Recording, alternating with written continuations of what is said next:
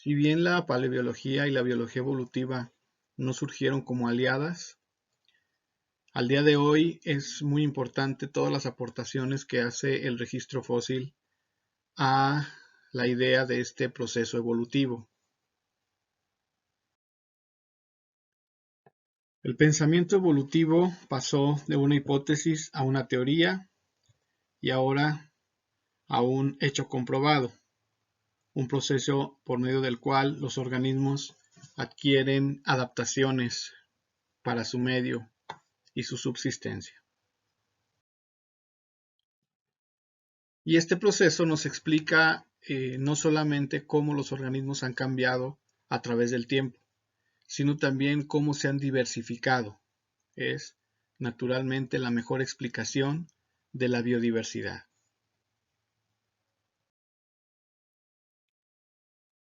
Entonces vamos a ver una serie de elementos que aporta la paleobiología a la idea de la teoría evolutiva, ¿sí? como una manera de interpretar a este proceso que, como les digo, es un hecho comprobado.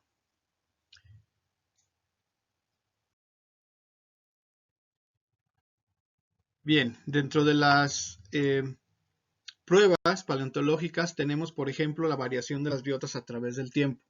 Esto quiere decir que el registro fósil nos dice que los ecosistemas han estado cambiando, pero a la vez lo que cambian son solo ciertos elementos. Los nichos ecológicos, cuando surgen, muchas veces se mantienen, pero estos nichos pueden ser tomados, digamos, por diferentes organismos, diferentes grupos biológicos. El caso específico de la imagen que pueden observar son mares del Jurásico. Ahí ya están representados los bancos de peces, pero también tenemos a los ictiosaurios como depredadores importantes, ágiles, que por cierto tienen su cuerpo con forma hidrodinámica de manera secundaria. Entonces, este mismo patrón actualmente existe con los cetáceos. Si bien los ictiosaurios se extinguieron, los cetáceos tomaron su nicho ecológico en cuanto a depredadores, digamos, activos, importantes de los bancos de peces. Entonces, una manera de ver esto es como si una obra de teatro fuera la misma, pero los actores fueran los que cambiaran una y otra vez. Otro ejemplo son los arrecifes. En este caso, en la actualidad están formados o dominados básicamente por los corales, pero a través del tiempo el registro fósil nos dice que los elementos que formaban los arrecifes han ido cambiando desde que originalmente estaban formados solo por algas hasta algunos otros grupos biológicos de animales, por ejemplo, que formaban estas estructuras importantes, muy, muy importantes dentro de la dinámica de la historia de la vida. O por ejemplo, este otro caso, en el cual podemos ver el ataque de una manada de picos de pato, de dinosaurios picos de pato, por parte de un tiranosaurio. Digamos que esta misma escena, pero además este mismo nichos ecológicos los podemos equiparar con, por ejemplo, leones y cebras, ¿no? Los leones atacan manadas de cebras, al igual que lo hacían los tiranosáuridos con los picos de pato. Entonces, insisto, misma obra de teatro, diferentes actores. Otra prueba son la formación de filogenias parciales.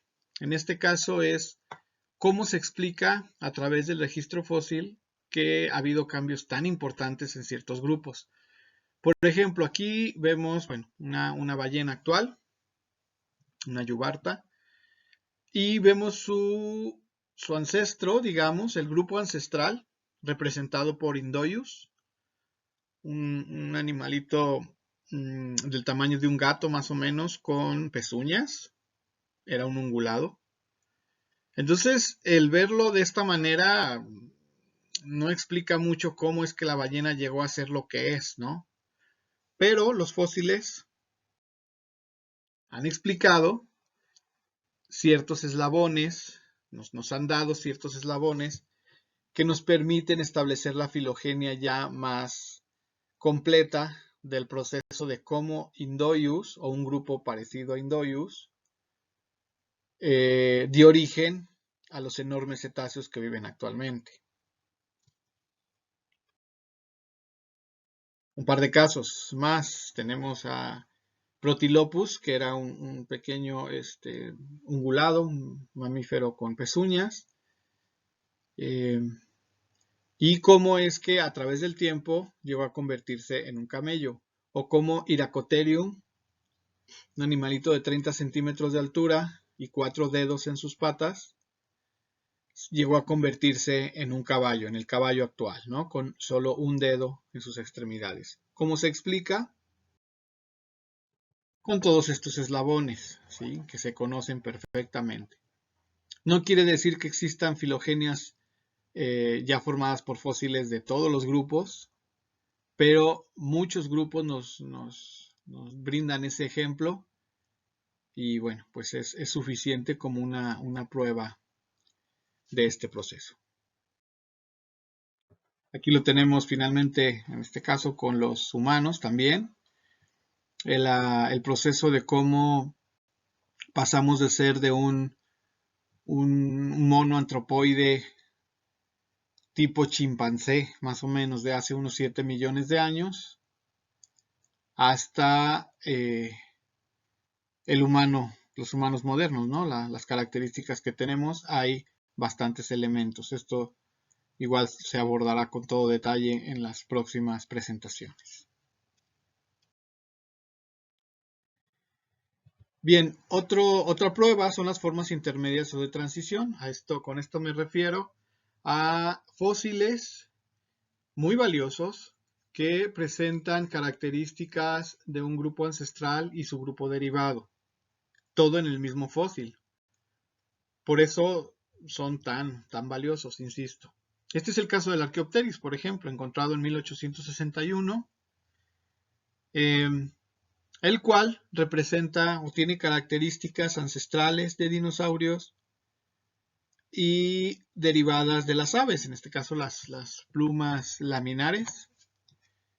Y es lo que viene a explicar que las aves evolucionaron de un linaje de dinosaurios carnívoros pequeños, cuyas características esqueléticas son muy visibles en el Archaeopteryx.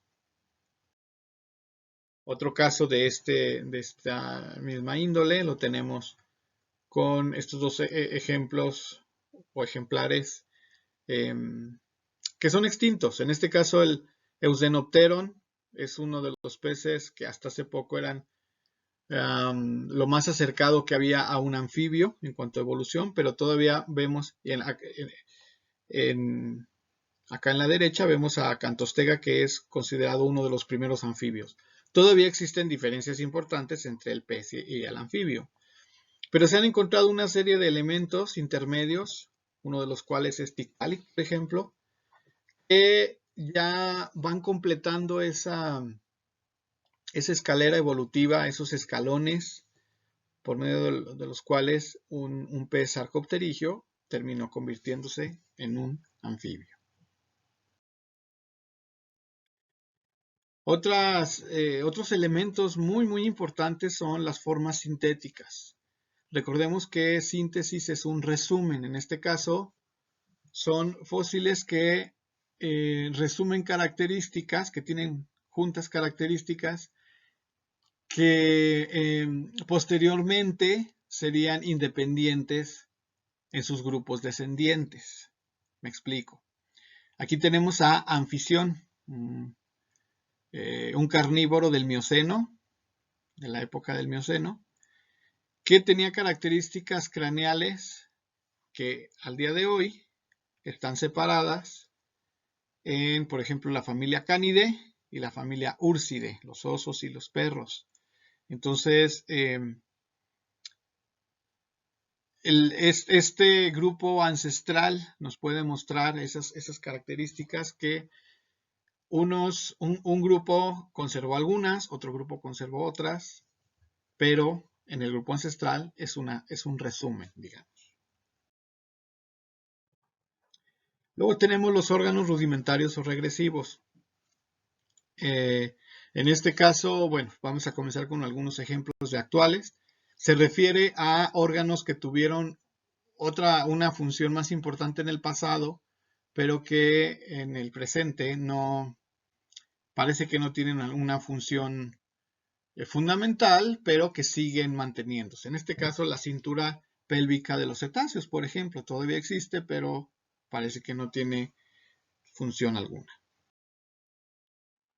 O por ejemplo, la cintura pélvica de ciertas serpientes, la mayor parte ya no tiene ni rastros, pero la familia Boide sí los tiene. Están más desarrollados en los machos a manera de espolones, esa estructura que vemos ahí, que sirve para la cópula. En realidad son restos de su cintura pélvica ya perdida y sus extremidades posteriores. El tercer molar en los humanos, la famosa muela del juicio, que ya no tiene función en nosotros porque a través del tiempo hemos achatado nuestro rostro y entonces esos molares que antes sí tenían función para moler, pues ahora su posición tan atrasada en la mandíbula hace que ya no tengan mucha funcionalidad. Y ya visto en fósiles, bueno, pues hay un sinnúmero de ejemplos, pero les voy a mencionar aquí 3.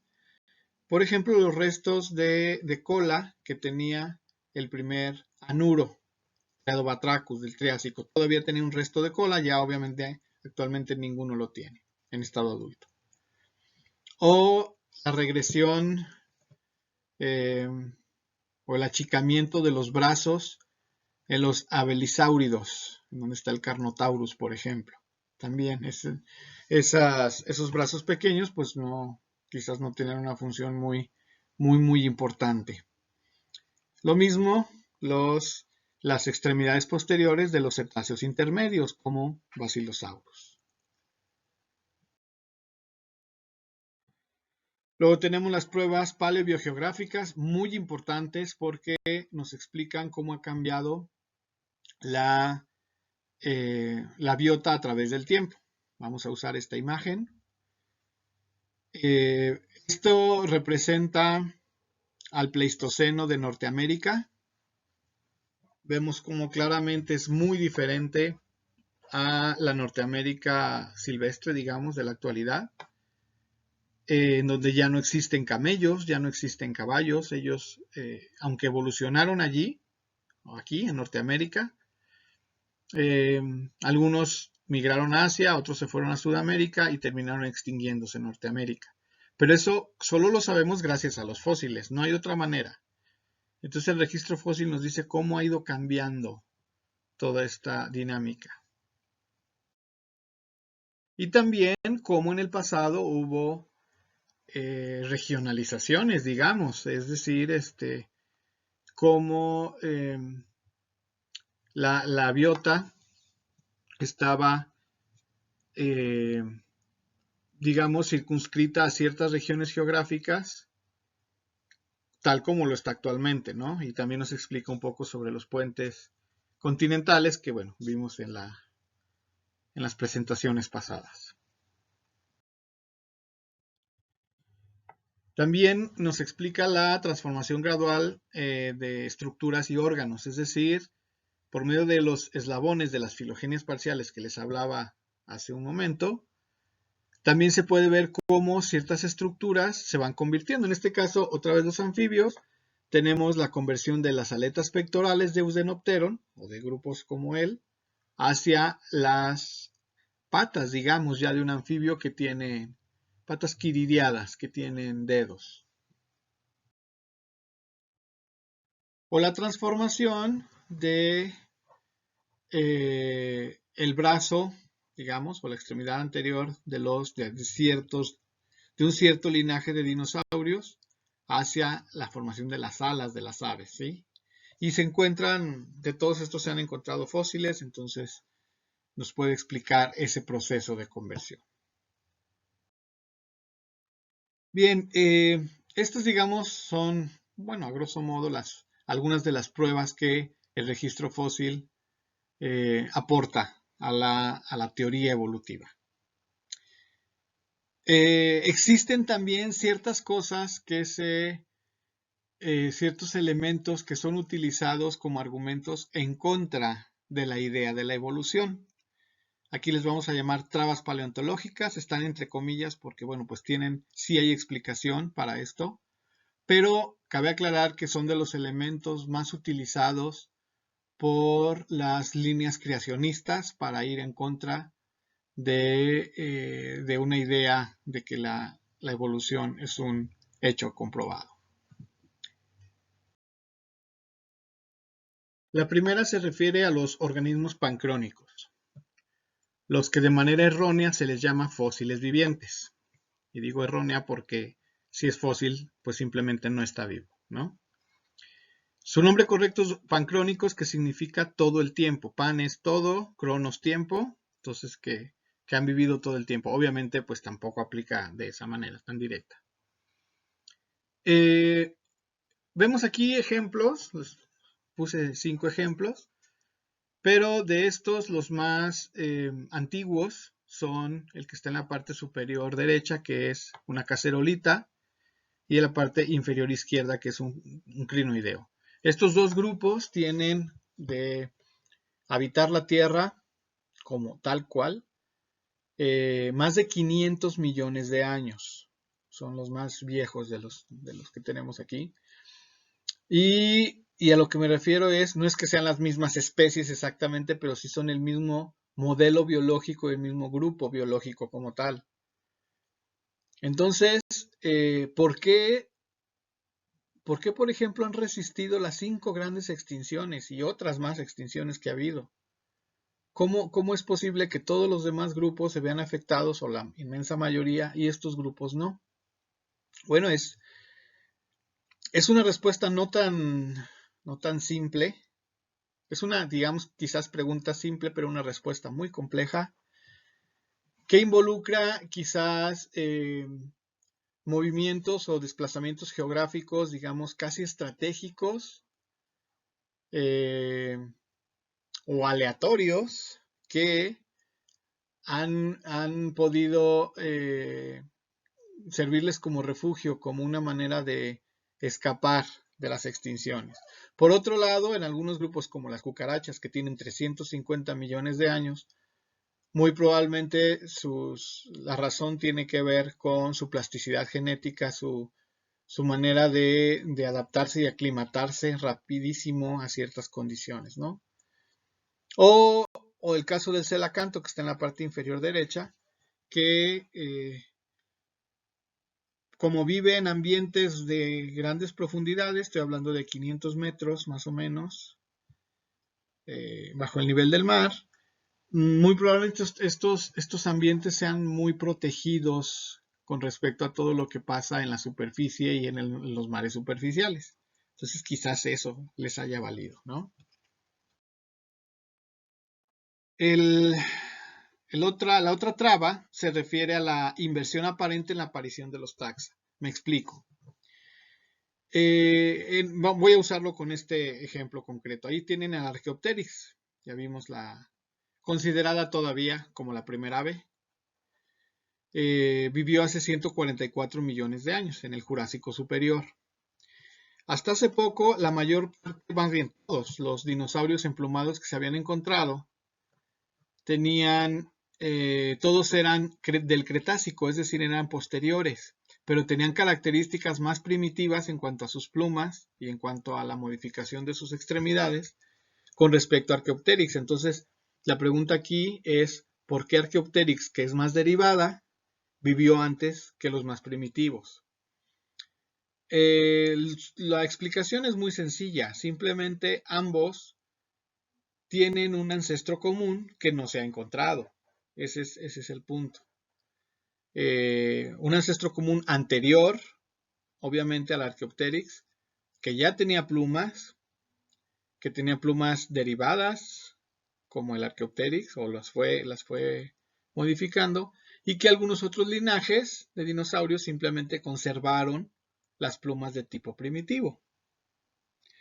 Cabe aclarar que una de las cosas que más se critica de las ideas, por ejemplo, religiosas es que todo tiene que ser como un acto de fe.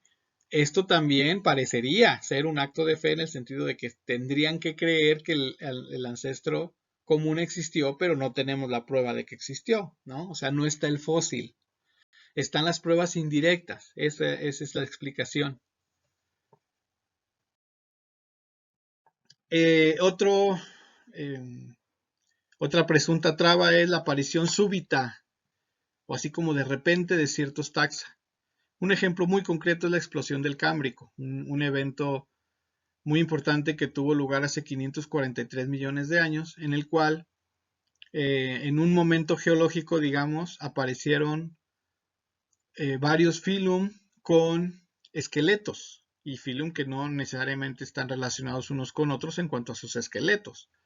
Estoy hablando de los artrópodos, los moluscos, los braquiópodos, los equinodermos e incluso los cordados. Entonces, se dicen, si la evolución es gradual, se va dando, porque hay momentos en los que parece haber como una creación, una generación así muy, muy, muy puntual en el tiempo. En el caso específico de la explosión del Cámbrico, parece ser que esto tuvo que ver con la cantidad de oxígeno disponible que permitió ya combinarse para formar los carbonatos con los cuales se forman los esqueletos. Esa es una de las hipótesis que se tienen para explicar esta explosión cámbrica. Finalmente tenemos la ausencia de formas de enlace. Este es otro problema que tenemos. Por ejemplo, aquí tenemos los murciélagos, como pueden ver. Los dos ejemplos fósiles que se ven en la parte de atrás. Los dos son del Eoceno, de hace unos entre 45 y 50 millones de años, más o menos.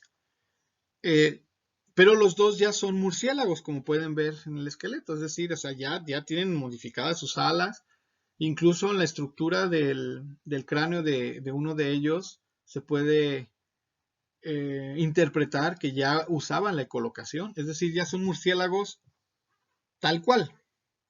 El problema es que no hay fósiles de premurciélagos, no hay nada intermedio. Sigue siendo todavía un misterio de qué grupo evolucionaron, de qué grupo de mamíferos evolucionaron los murciélagos. Y entonces se dice, bueno, pues entonces, ¿dónde están? Es el crónico pleito del eslabón perdido, ¿no? Entonces faltan eslabones y eso nos diría que no, que fueron, o sea, eso diría a ciertas personas que fueron creados en ese momento tal cual como son.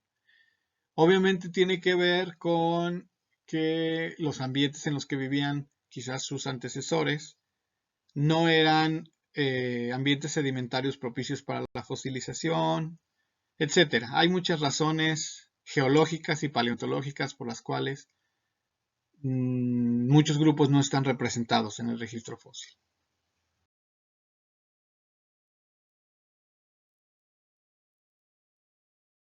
Un vistazo muy, muy general acerca de la relación de la paleobiología con la evolución. Este tema lo seguiremos abordando a través de la evolución humana y naturalmente pues ahorita son ciencias que se complementan de forma muy, muy, muy importante. Bueno, muchas gracias.